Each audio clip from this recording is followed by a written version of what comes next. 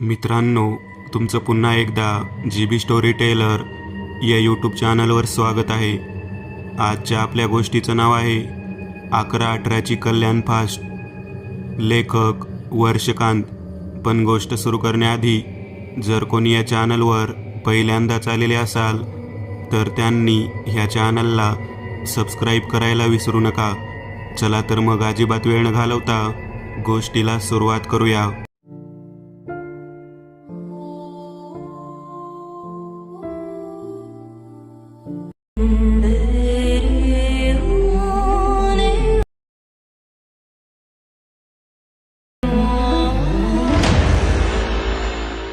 स्थळ छत्रपती शिवाजी महाराज टर्मिनस, मुंबई. वेळ रात्रीचे 11:15. प्लॅटफॉर्म क्रमांक 6 वर आलेली लोकल 11:18 कल्याण जाणारी जलद लोकल आहे. ही लोकल भायखळा, दादर, कुर्ला, घाटकोपर, ठाणे आणि डोंबिवली या स्थानकावर थांबेल. स्टेशनवर अनाउन्समेंट चालू होती. वेगवेगळ्या भाषांमधून. प्लॅटफॉर्मवर तशी फारशी गर्दी नव्हती.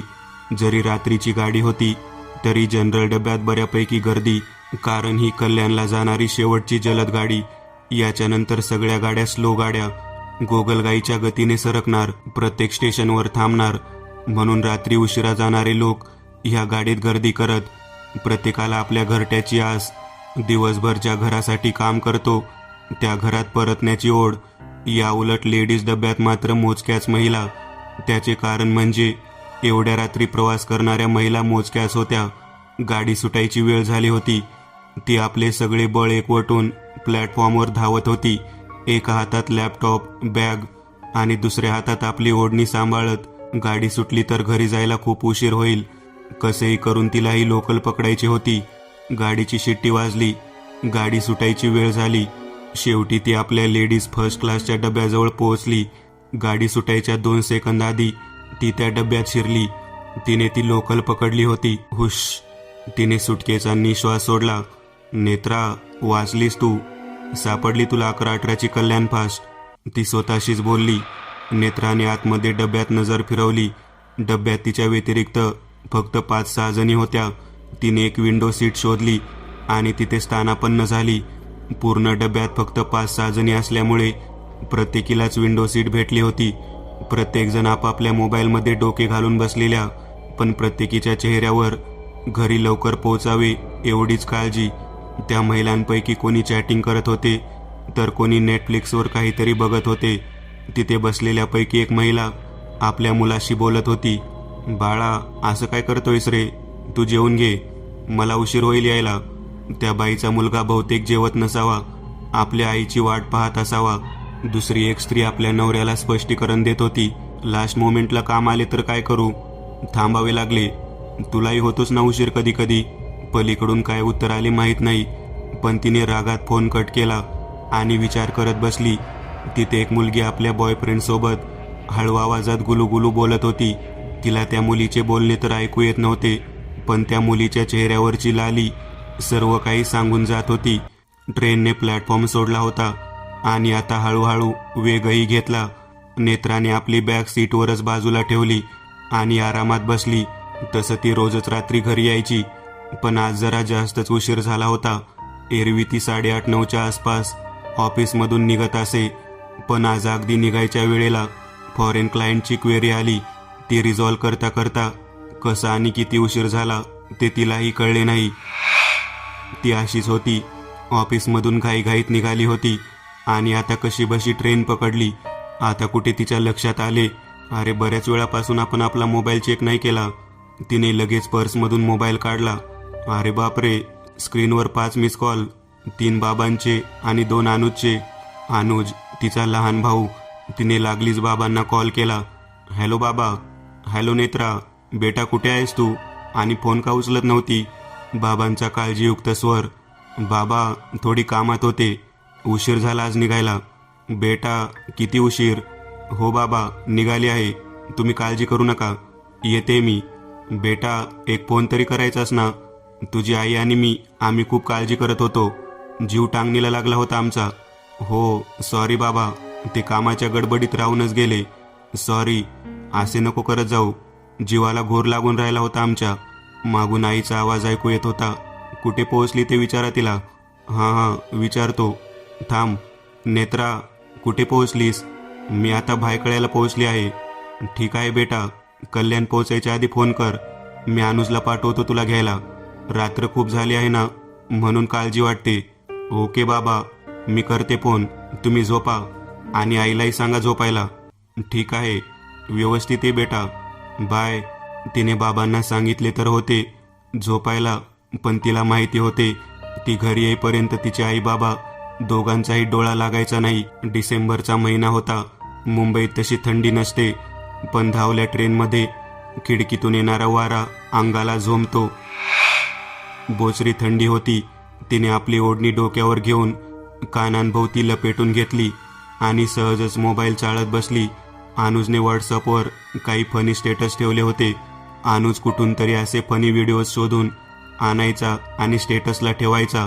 अनुजचे स्टेटस पाहून तिला खूप हसू आले. जोकर आहे पक्का, ती मनातल्या मनात बोलली. अनुज मस्तीखोर अनुज नुकताच कॉलेजला जाऊ लागला आहे. लहानपणी तायडे तायडे करत तिच्या मागे मागे फिरणारा आज तिची काळजी करू लागला. केवढा मोठा झाला. आज उशीर झाला म्हणून तिला घ्यायला येणार होता कल्याण स्टेशनला. विचाराच्या तंद्रीत गाडी कधी घाटकोपरला पोहोचली कळले देखील नाही. गाडी घाटकोपरला थांबली आणि त्या डब्यातील दोघी तिघी उतरल्या. त्या डब्यात तिच्या व्यतिरिक्त अजून 2 मुली होत्या. एक बॉयफ्रेंडशी बोलत असलेली मुलगी आणि दुसरी नवऱ्याशी भांडून गुरफटून बसलेली. गाडी घाटकोपरवरून निघाली. तिने घड्याळात पाहिले. 11:44 झाले होते. अजून 2 स्टेशन, ठाणे आणि डोंबिवली. जवळपास 12:30पर्यंत आपण कल्याणला पोहोचू अशी तिला अपेक्षा होती. डोळ्यात झोप यायला लागली. थंड हवेमुळे डोळे जड व्हायला आलेले. थंडी अधिकच बोचरी व्हायला लागली होती. तिने ओढणी अधिकच घट्ट लपेटून घेतली, पण त्या बारीकशा ओढणीचा अशा थंडीपुढे काय निभाव. खिडकीतून ट्रॅकच्या बाजूला असलेल्या घरांकडे बघणे ही पण एक गंमत असते. काही सेकंदासाठी त्यांच्या जीवनात डोकावले जाते. दुरून प्लॅटफॉर्म दिसू लागले होते. ठाणे स्टेशन आले होते. डब्यात अनाउन्समेंट झाली, पुढील स्टेशन ठाणे. गाडीमधून उतरताना डब्यामधील आणि प्लॅटफॉर्ममधील अंतरावर लक्ष ठेवा. ट्रेनच्या सगळ्याच अनाउन्समेंट तिच्या तोंडपाठ झालेल्या. त्या डब्यातील दोन्ही मुली ठाण्याला उतरल्या. ती आता त्या पूर्ण डब्यात एकटीच उरली होती. तिने घड्याळात पाहिले. बरोबर 12 वाजले होते. तिला अचानक आज सकाळचे प्रसंग आठवले. आज सकाळी जेव्हा आई तिला उठवायला आली होती. नेत्रा, ए नेत्रा, उठ लवकर. आई, झोपू दे ना ग, रात्री लेट झाला होता झोपायला. ते काही नाही, अमावस्येच्या दिवशी असं उशिरापर्यंत झोपायचं नाही. काही नको सांगू. नेत्रा उठ, गप्पपणे सांगते तेवढं ऐक. नेत्राचा नाईलाज झाला होता. उठून फ्रेश झाली. पुन्हा नाश्त्याच्या टेबलावर. आई काय बनवलंस? उपमा केला आहे. उपमा? मला ऑमलेट हवे. गप्प बस, अमावस्येला नॉनव्हेज नाही खात. आज हे खा गुपचूप. आईने झापले होते. काय आहे तुझं पण? सारखं अमावस्येला हे करू नको, अमावस्येला ते करू नको. वैताग आला आहे नुसता. माझा नाही विश्वास या सगळ्यांवर. फालतूच्या अंधश्रद्धा आहेत नुसत्या, बाकी काही नाही. नेत्रा, उगीच फाजीलपणा करू नको. एक दिवस पाळायला काय प्रॉब्लेम आहे तुला? आईने तर तिला ऑमलेट दिलेच नव्हते, पण आज दुपारी ऑफिसच्या कॅन्टीनमध्ये तिने तिच्या आवडीचे ऑमलेट खाल्लेच होते. हो शट, आज अमावस्या आहे. रात्रीचे 12 वाजले आहेत आणि मी या डब्यात एकटी आहे. तशी तिला भूताखेतांची भीती वाटत नसे, पण आता तिला प्रचंड भीती वाटू लागली होती. अमावस्येची रात्र आणि त्या पूर्ण डब्यात ती एकटी. तिला वाटले डबा चेंज करावा आणि जनरल डब्यात जाऊन बसावे. जनरल डब्यात माणसे असतात, काही वाईट जरी असली तरी बरीचशी चांगलीच असतात. एक धीर असतो. नेत्राने निर्धार केला आणि डब्बा चेंज करण्यासाठी उठणार. तोच गाडी पुन्हा चालू झाली. आता चालत्या गाडीतून उतरणे धोकादायक होते. तिच्या पुढे बसण्या वाचून पर्याय नव्हता. नेत्रा पुन्हा खाली बसली. ट्रेन ठाणे स्टेशनवरील प्लॅटफॉर्म सोडणार. तेवढ्यात तो कुठून तरी धावत धावत आला आणि अतिशय फुर्तीने त्या डब्यात चढला. जणू त्याचे नेहमीचे काम असावे. नाहीतर एवढ्या वेगात असलेली ट्रेन पकडणे सर्वांना जमण्यासारखे नव्हते. त्याचा अवतारच विचित्र होता.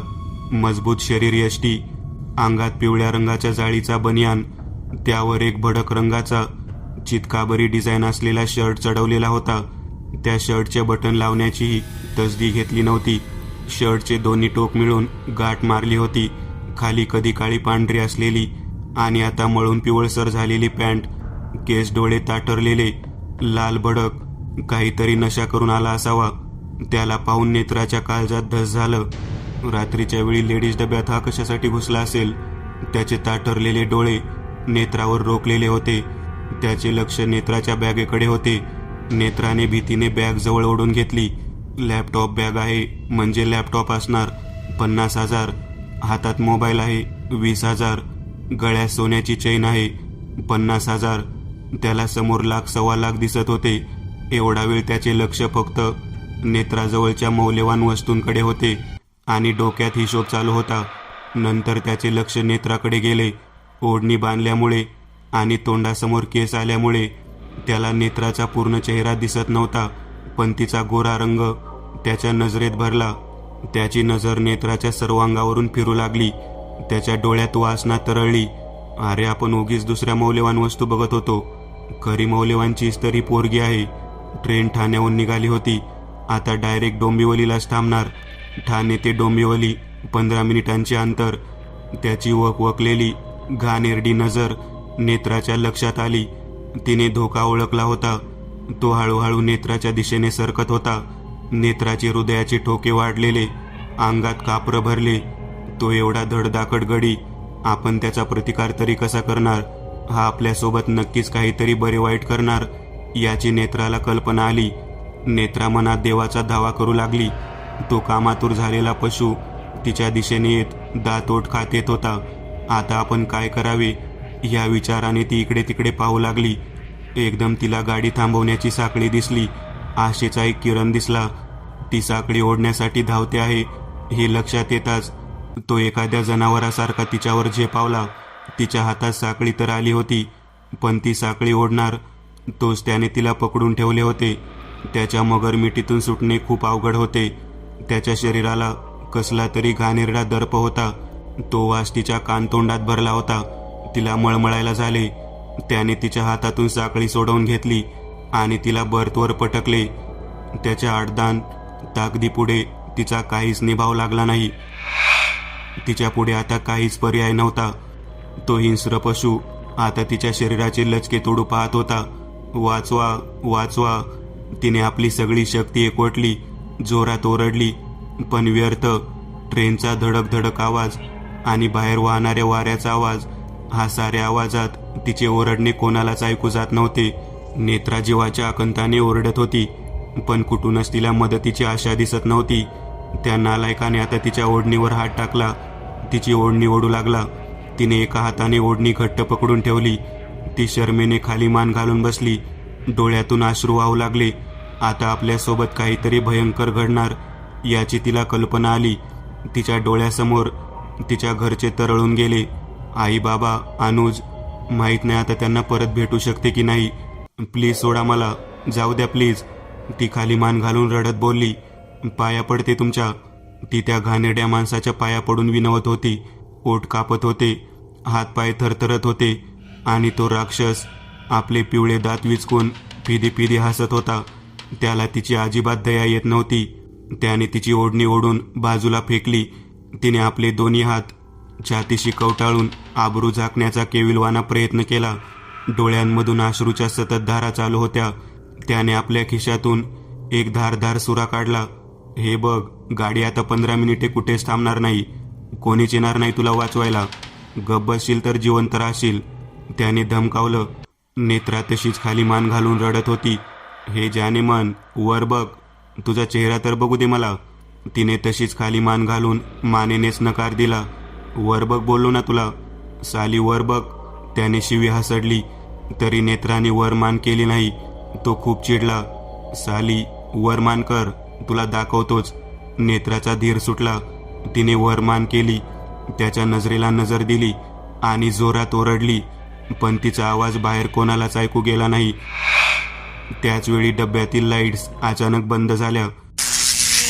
डब्यामधून किंचाळण्याचा आवाज येत होता.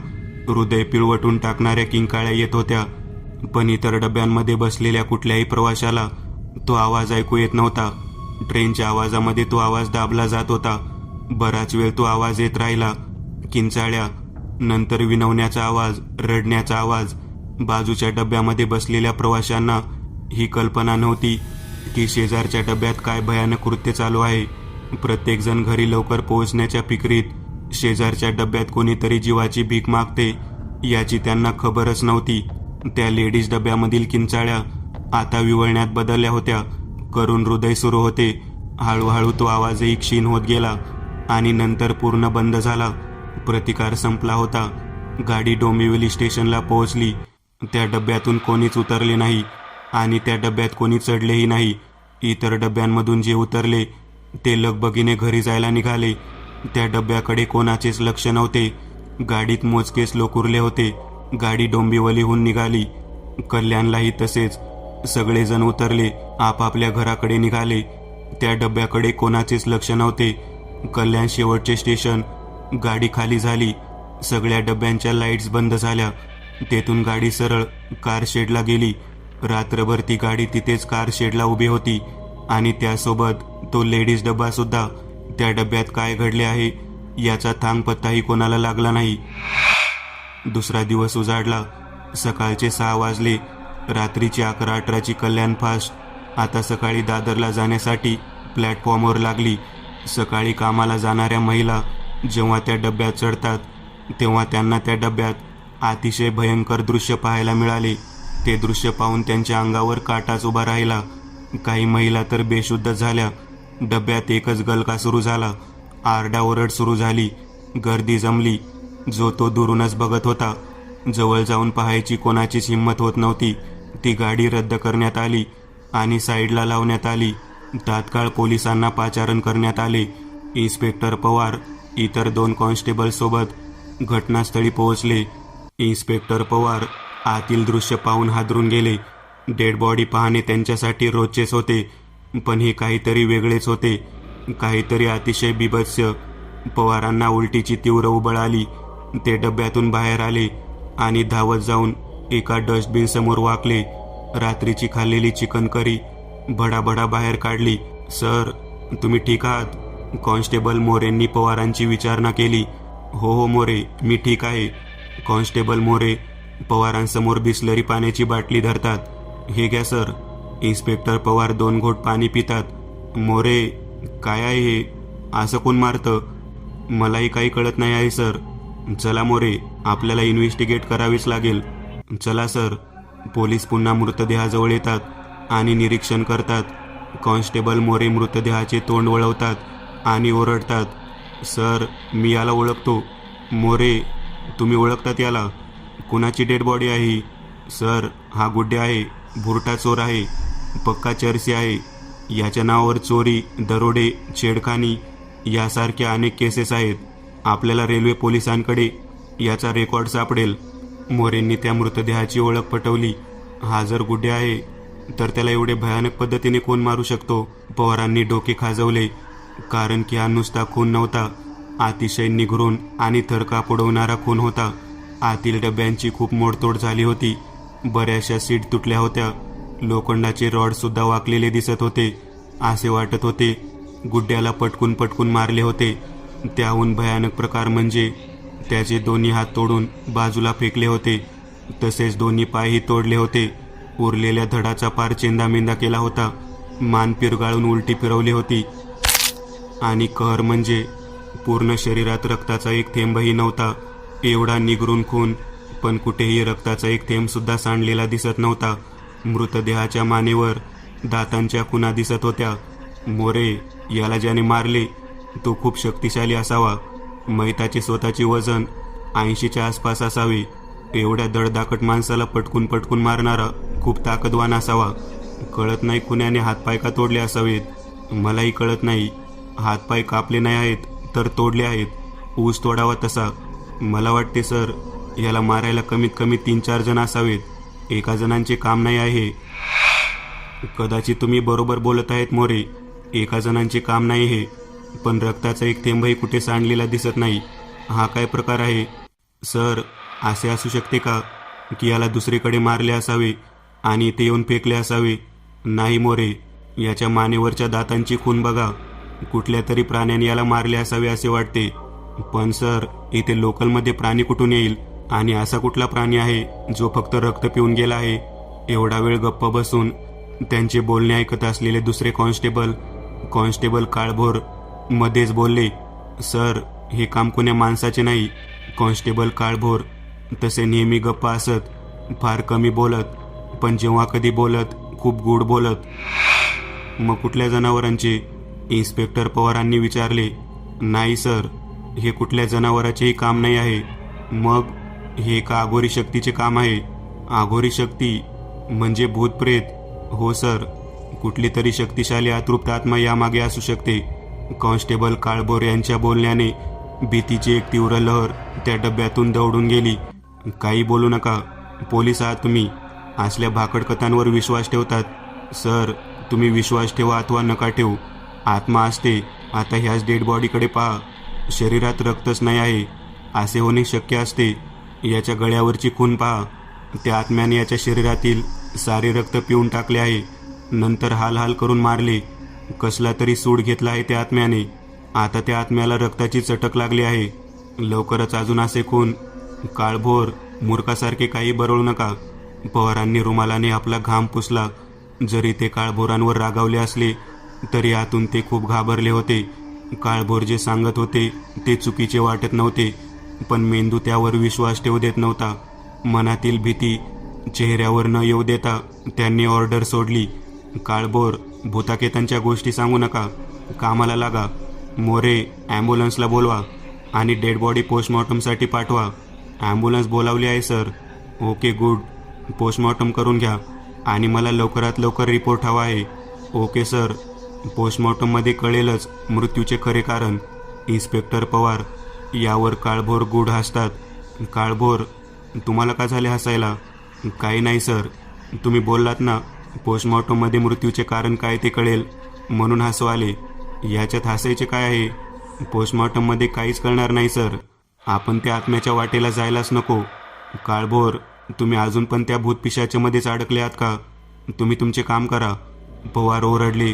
क्राईम स्पॉट सील करा आणि फॉरेन्सिकला बोलवा. काही मिळते का बघा. Okay sir. काळभोर नाईलाजास्तव बोलले. जब्या, ए जब्या, अरे उठकिले का? जब्याचा बाप मोठमोठ्याने आवाज देऊन जब्याला उठवत होता, पण जब्या डिम. त्याच्यावर म्हाताऱ्याच्या ओरडण्याचा काहीच परिणाम नाही. जब्या, ए जब्या. म्हाताऱ्याने जब्याला पुन्हा आवाज दिला. जब्या दोन्ही हात पलंगाच्या खाली सोडून सुस्त पडला होता. म्हातारा डापरायला लागला. हरामखोर, कामधंदा काहीच करत नाही. रात्रात भूतासारखा हुडकत फिरतो आणि दिवसभर अजगरासारखा झोप काढतो. घरात एक छदाम देत नाही. जब्या, उठ नालाय का? रात्रीची नशा उतरली नाही का अजून? म्हाताऱ्याच्या तोंडाचा पट्टा चालू असतो. म्हाताऱ्याची बडबड ऐकून जब्याची झोप मोड होते. डोके जाम जड झाले होते. डोळे उघडत नव्हते आणि अशातच ती म्हाताऱ्याची बडबड. जब्याचे डोकेच फिरले. म्हाताऱ्या, गपकी. सकाळी सकाळी काय लावलं रे? झोपू दे ना. लालबुंद डोळे वटारून जब्या ओरडला. जब्या उठ. पहिले मला सांग, काल रात्री कुठे होता? मसनात गेलो होतो. तुला काय घेणं देणं? रिकामी दुनियादारीस आली. जा निघ. जा आपल्या कामधंद्याला. शाबास. मी म्हातारा कामधंद्याला जाऊ आणि तू घरी आयत्या भाकरी तोडशील. म्हाताऱ्या, डोक्यात नको जाऊ आता. झोपू दे. जब्या, तुला काही माहिती आहे की नाही? काय? मला पहिले सांग, काल रात्री कुठे कडमडला होता? मी होतो माझ्या मित्रांसोबत. आता ह्याला कसे सांगायचे की काल रात्री कडक माल भेटला होता, फुंकून पुलाखाली पडलो होतो. गुड्ड्या पण होता का तुमच्यासोबत? नाही, गुड्ड्या नाही भेटला मला. कुठे शेण खायला गेला काय माहीत. म्हणजे तुला काहीच माहीत नाही? नाही. काय झाले? काल रात्री गुड्ड्याचा खून झाला. काय? गांजा मी फुंकला आणि नशा तुला झाली काय रे म्हाताऱ्या? तू शुद्धीवर राहशील तर तुला माहीत पडेल ना. आज सकाळी चाळीत खबर आली. जब्याची नशा खाडकन उतरली. आपल्याला भास होतोय की काय असे त्याला वाटत होते. काय खरे काय खोटे काहीच कळत नव्हते. घसा सुकला होता. शब्दच बाहेर पडत नव्हते. कुठे झाला खून? तोंडातून कसे बसे शब्द बाहेर पडले. आज सकाळी ट्रेनमध्ये त्याची बॉडी सापडली. खून काल रात्री झाला होता म्हणे. लय हाल करून मारले त्याला. ट्रेनमध्ये? पण ट्रेनमध्ये कसा गेला तो? 3 महिन्यांपासून. जब्या बोलता बोलता थांबला. 3 महिन्यांपासून? काय 3 महिन्यांपासून? जब्याच्या बापाने विचारले. काही नाही, तू आपले काम कर. जब्याने विषय टाळला, अंथरून बाजूला फेकले आणि धडपडत उठला. काल रात्री काहीच खाल्ले नसल्याने आणि नशेचा ओव्हरडोस झाल्याने डोके गरगरले. चक्कर येऊन भिंतीवर आदळला. जपून. बापाला काळजी वाटली. कसाही असला तरी त्याचा मुलगा होता तो. साली ही भिंत रस्त्यातच लावली आहे. जब्याने आपला सारा राग त्या भिंतीवर काढला. जब्या जोकांड्या खात मोरीत गेला. चूळ भरून बाहेर आला. हुकवर अटकवलेला शर्ट काढला. शर्टची बटणी लावत घराबाहेर आला. आता कुठे चालला आहे? बापाने मागून आवाज दिला. येतो, जरा जाऊन येतो. काय झाले ते बघून येतो. जब्याने चप्पल शोधत शोधत सांगितले.